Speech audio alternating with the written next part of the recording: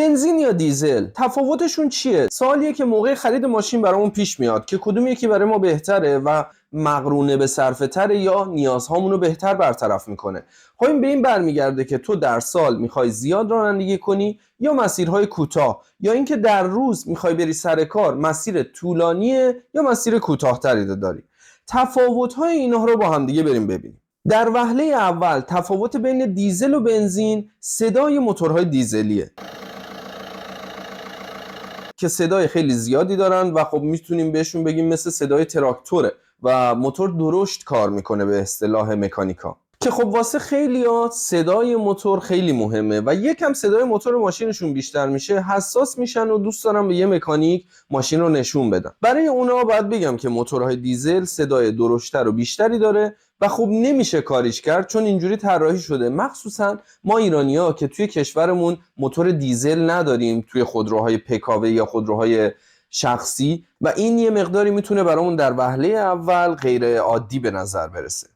ولی خب سوال اینجا پیش میاد که با این سر و صدایی که موتور دیزل داره چرا بعضیا موتور دیزلی میخرن یا خودرو دیزلی میخرن؟ خب خودرو دیزلی علیرغم این سر و صداش مزایایی هم داره.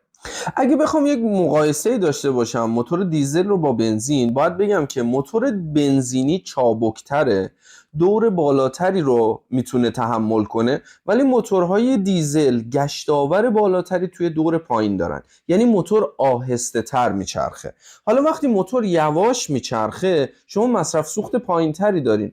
از طرفی خرج و هزینه های نگهداری موتورهای دیزل بالاتره ولی دیرتر خراب میشن. موتورها جوری طراحی شدن برای مسیرهای طولانی و باید باشون مسیر طولانی برونی، چون اگر شما در روز موتور دیزل تو استارت بزنی و بعد 10 دقیقه 5 دقیقه برسی به مقصدت یا برسی به سر کارت اون موتور داغ نشده، موتور دیزل باید قشنگ داغ بشه تا بتونه کار کنه. موتور دیزل تو دمای پایین براش ضرر داره که حرکت کنه، برای همونه که میگن موتور دیزل برای جاده، اتوبان و مسیرهای طولانی خوبه.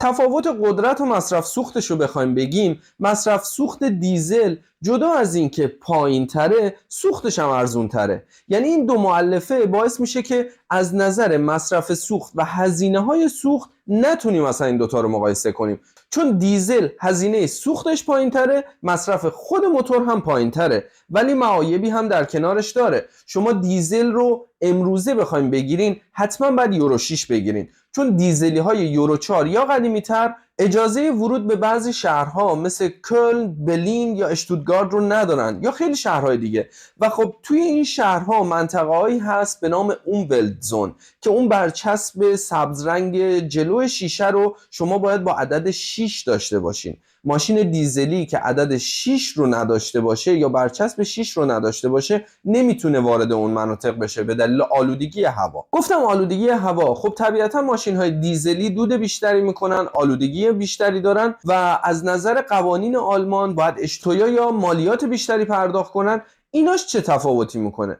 درسته که ماشین‌های دیزلی باید مالیات بیشتری پرداخت کنن، ولی از طرف سوختشون و مصرف سوختشون شما میتونین این قضیه رو جبران کنین. پس اینجا سوال پیش میاد، با مالیاتی که بیشتر پرداخت میکنی و سوختی که کمتر ارزش داره تقریبا هزینه‌های ماشین نزدیک به بنزین در میاد، چون بنزین درست سوختش بیشتر میشه مالیاتش ولی کمتره. پس اینجا برمیگرده به مصرف شما، نحوه رانندگی شما و استفاده شما از ماشین، که این خیلی مهمه که بدونی در روز چقدر میخوای حرکت کنی و اینکه ماشین چه عمری داره و چه مقدار میخوای عمر کنه، چون عمر ماشین‌های دیزلی بیشتره ولی اگر خراب بشن هزینه‌های تعمیراتش بالاتره. برای مثال ماشین‌های دیزلی به طور حتم سوپرشارژ دارن، یعنی توربو دارن و توربو ماشین توی ماشین‌های دیزلی خب اولین چیزیه که وقتی سن ماشین میره بالا خراب میشه و یک هزینه حدود 1000 تا 1200 یورو رو دست شما میذاره برای تعمیر اون توربو. از صدای زیاد دیزل که بگذریم، صدای زیاد باعث لرزش موتور میشه. لرزش موتور منتقل میشه به توی اتاق و موتور ماشین دیزل وقتی در جا کار میکنه یا توی شهر و توی ترافیک هستی لرزش بالایی داره و این رو شما حس میکنی توی اتاق. مگر اینکه دیزلی یورو 6 داشته باشین، خب که اون قضیهش فرق میکنه و موتورهای دیزلی یورو 6 نرمتر کار میکنه به دلیل پیچیدگی که دارن. خب حالا با هم دیگه بریم یه جمع‌بندی داشته باشیم برای موتورهای دیزلی و بنزینی. اول میریم سراغ معایب و مزایای دیزلیا. از معایبش گفتیم که دیزلی سر صدای بالاتری داره، لرزش بالاتری داره، خرابی‌هاش گرونتره، آلودگی بیشتری داره که در نتیجه باید مالیات بیشتری پرداخت کنین و به عنوان مکانیک باید بگم که ماشین‌های دیزلی بعد از یک سنی حتما به روغن ریزی میافتن، چون موتور دیزل دمای بالایی رو باید تحمل کنه و این آب بندی کردن قطعات و اجزای موتور یه مقدار سخته و سن موتور که میره بالا اون دیشتونگ ها یا اون آب بندی ها اون دیشت میشن، یعنی موتورتون یه مقدار چرب میشه و خب یکم بدتر بشه ممکنه که روغن ریزی هم پیدا کنه که هزینه های بالایی رو برای تعمیر براتون به همراه داره. و اگر هم میخواین که دچار محدودیت برای ورود به مناطق اونولد زون یا بعضی شهرها نشین، حتما باید ماشین دیزلی یورو 6 بخرین. و یک مشکل دیگه هم اینجا هست، اینه که ماشین های دیزلی یورو 6 وقتی که میخوان توف بگیرن، اون کسی که کنترل میکنه آبگاز یا اگزوز ماشین رو که چه مقدار CO2 ازش در میاد، یه شلنگ میکنه توی اگزوز و دستگاهی داره که باید اگزوز ماشین شما آلاینده هاش در سطح استاندارد یورو 6 اروپا باشه و خب بعضی وقتها یه مقداری گرفتن این استاندارد اذیت میکنه و ممکنه نیاز باشه که حتی با اینکه ماشین شما استاندارد یورو 6 داره باید قطعاتش عوض یا تمیز بشه تا بتونین دوباره توف بگیرین و اون استاندارد رو به دست بیارین. خب خیلی از معایب دیزل گفتیم، یکم از مزایاش بگیم، چون دیزل اونقدر هم بد نیست. دیزل مصرف سوخت پایینی داره، دیزل خود سوختش ارزونه، دیزل قدرت بالایی در دور موتور پایین داره، یعنی گشتاور بالایی داره و ماشین‌های دیزلی به درد حمل بار، مسافر یا مسیرهای طولانی و جاده میخورن، چون موتور دیزل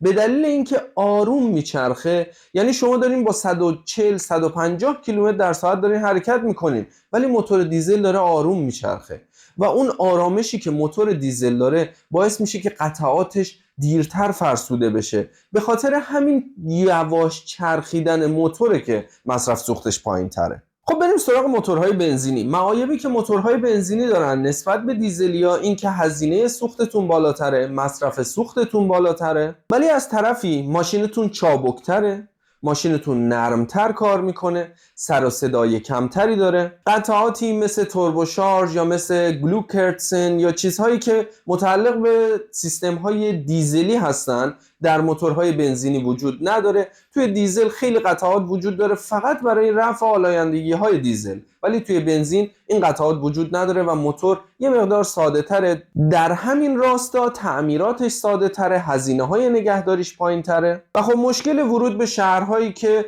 اونولد زون یا مناطق حفاظت از محیط زیست دارن رو نخواهید داشت با موتورهای بنزینی و خیلی خوبه برای کسایی که میخوان توی شهر رانندگی کنن یا روزانه مسیرهای کوتاهی برن. یه نکته جالبم بگم که تجربی به دست آوردم سر کار، این که نازل بنزین، اون جایی که شما میرین تو پمپ بنزین میخواین بنزین بزنین، نازل بنزین باریکتر از نازل دیزله.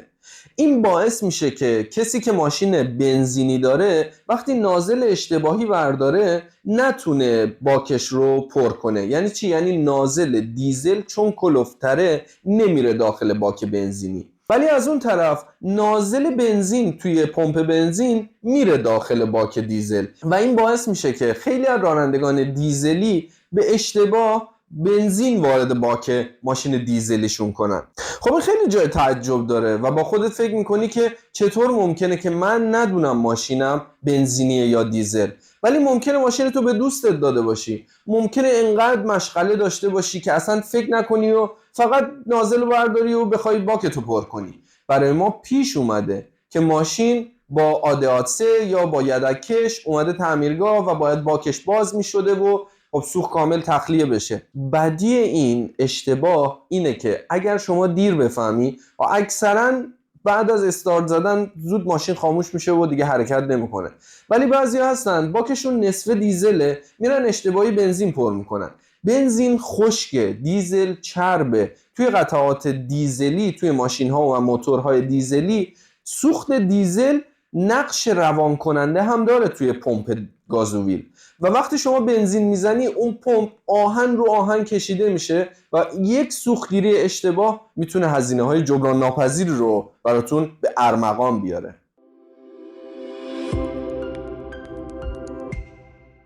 خوشحال میشم اگه تجربه از ماشین دیزلی یا بنزینی و تفاوتشون داری توی کامنت ها برام بنویسی و اگه سوالی برات پیش اومده برام بنویس، حتما جواب میدم. دمت گرم که تا آخر ویدیو همراه بودی. تا ویدیو بعدی، فعلا چاو.